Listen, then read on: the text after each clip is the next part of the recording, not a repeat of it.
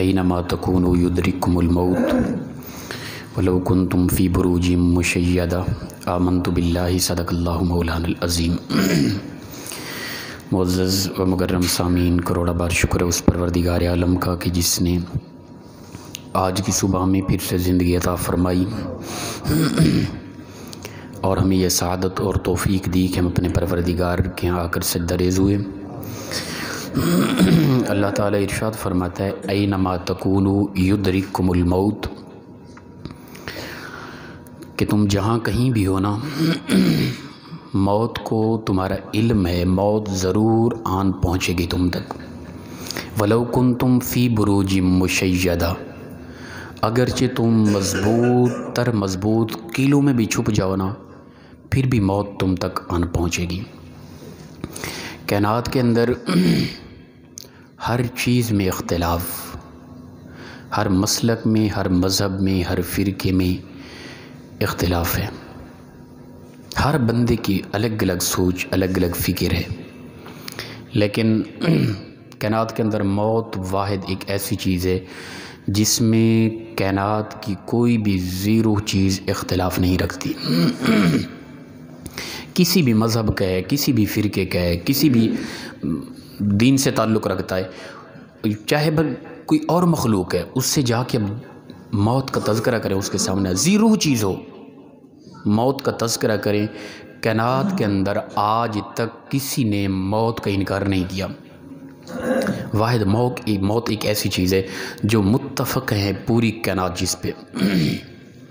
तो मौत ने आना है, मज़बूत किलों में भी छुप जाए ना, मौत ने हमें छोड़ना नहीं है। जो चाहे करते फिरे,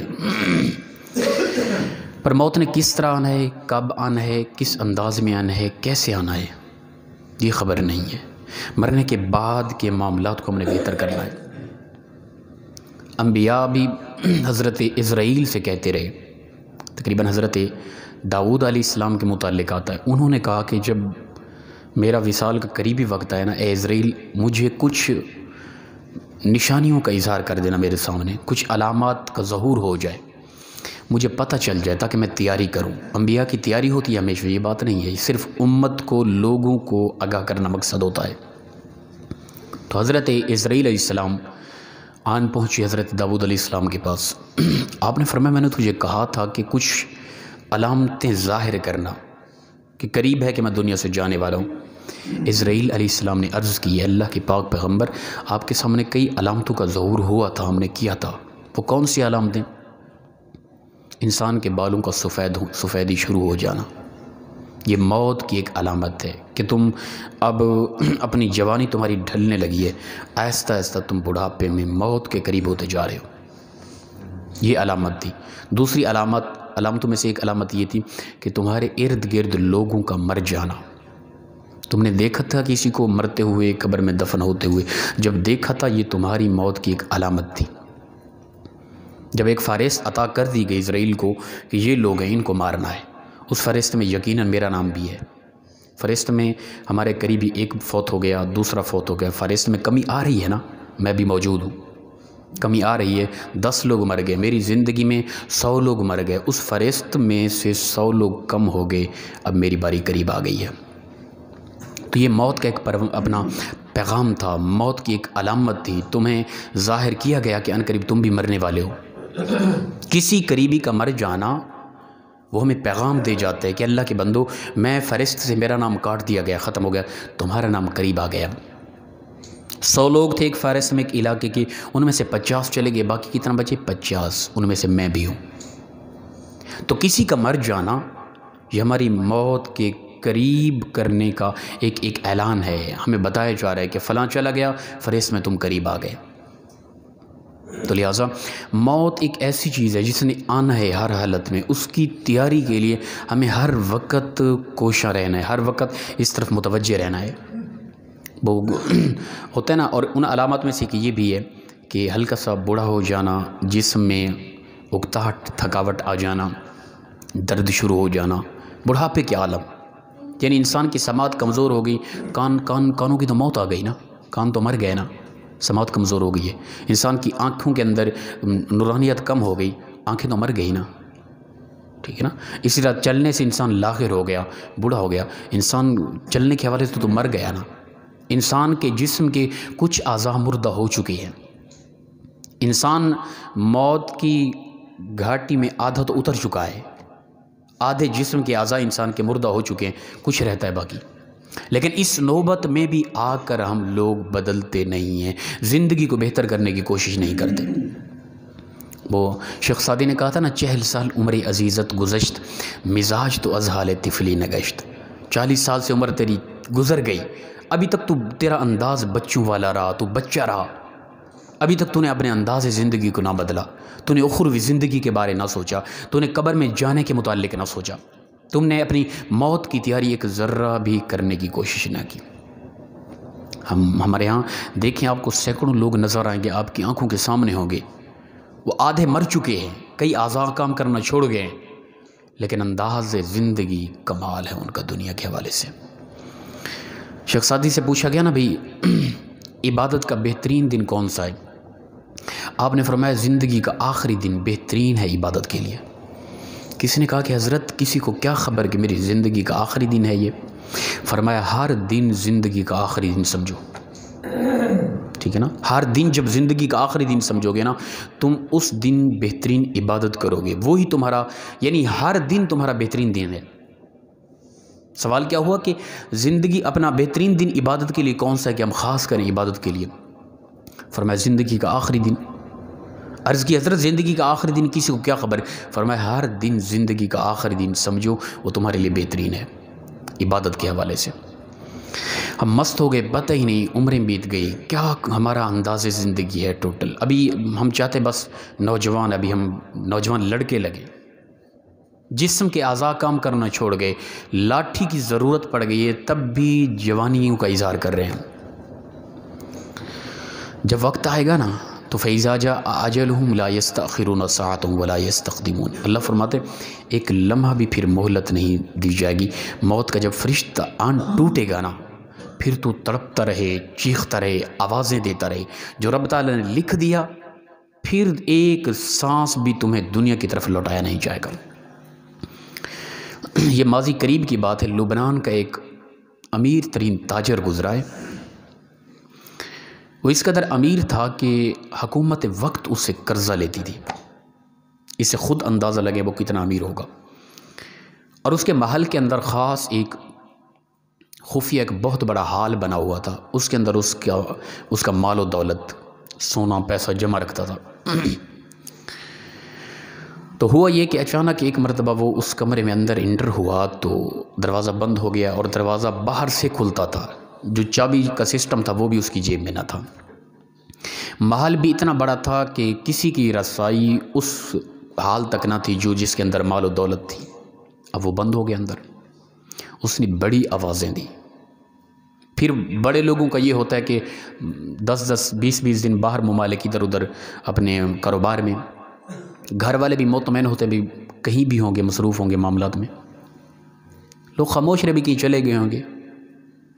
وہ چیختا رہا، آوازیں دیتا رہا، پکارتا رہا. نہیں، کس نے سننا تھا؟ اتنا بڑا محل تھا، اور اسی روم میں جس کے اندر اس کی دولت تھی، سونے کے ڈھیر لگے ہوئے تھے، پیسے کے ڈھیر لگے ہوئے تھے، جواہرات تھے، لال تھے جس کے اندر. حتیٰ کہ وہ تڑپتے تڑپتے مر گیا. کافی عرصے کے بعد اس روم تک کسی کی رسائی ہوئی تو اس کی سڑی گلی لاش ملی. جہاں وہ پڑا تھا قریب ہی دیوار پہ لہو سے انگلی کے ذریعے لکھا ہوا تھا کہ دنیا کا امیر ترین آدمی دولت والے کمرے میں بھوک اور پیاس کی شدت سے تڑپ تڑپ کے مر گیا ہے. پروردگار چاہے تو ایسی گرفت کرے وہ لوگ کہ وہ جو چاہیں کر سکتے ہیں، لیکن اسی روم میں مرا کہ جو دولت سے بھرا ہوا ہے. ٹھیک ہے نا؟ اور لکھ یہ گیا کہ دنیا کا امیر ترین آدمی بھوک اور پیاس کی شدت میں تڑپ تڑپ کے مرا. اللہ تعالیٰ چاہے تو یہ گرفت کر سکتا ہے. ان بطش ربک لشدید. اس کا عذاب بڑا سخت ہے، اس کی گرفت بڑی عجیب ہے، کوئی چھڑا نہیں سکتا. تو میں اور آپ کس قدر موت کی تیاری میں لگے ہوئے ہیں، اس طرف ہم متوجہ ہوں. دیکھیں کہ ہم کس حد تک ہماری کوشش ہے کہ ہم بوڑھے ہو گئے، بال سفید ہو گئے، ہڈیوں میں مغز ختم ہو گیا، چلنے سے اب ہلکے سے لاغر ہو گئے ہیں، طاقت ختم ہو گئی ہے۔ ارد گرد کئی ہمارے دوست تھے ہم سے کم عمر، بڑی عمر، ہم عمر، قبروں میں چلے گئے، خاک آلودہ ہو گئے، ان کی ہڈیاں بوسیدہ ہو گئی۔ ہم ابھی تک مست ہیں، ان کو دیکھ کر بھی ہم نے اپنے بال سفید ہونے والے، ان سے بھی ہم نے عبرت حاصل نہ کی، اپنی ہڈیوں میں مغز ختم ہونے والا، اس سے بھی عبرت حاصل نہ کی۔ بوڑھے ہو گئے، لاٹھیوں کا آسرا، تھک گئے، ہار گئے، پھر بھی انداز زندگی نہیں بدلا۔ 40 سال عمر عزیزت گزشت، مزاج تو ازال طفلی نگشت۔ ابھی تک بچے رہے، وہی بچپنا رہا، وہی جوانی رہی، وہ خر مستیاں رہی، وہی انداز زندگی ہے، کوئی پتہ نہیں ہے۔ ارد گرد کئی لوگ دفن ہو گئے، کئی ہمارے ساتھی، کئی ہمارے کلاس فیلو، کئی ہمارے دوست، ہمارے ماں باپ قبروں میں چلے گئے۔ اپنی ذات کے بارے ابھی تک میں نے نہ سوچا۔ اللہ فرماتا ہے اینما تکونوا یدرککم الموت ولو کنتم فی بروج مشیدہ۔ اے انسان، موت نے تجھ تک آن پہنچنا ہے، تو جہاں کہیں بھی ہے۔ ولو کنتم فی بروج مشیدہ، یہاں تک کہ تم مضبوط قلعوں میں بھی تم چھپ جاؤ نا، موت تمہیں چھوڑنے والی نہیں ہے۔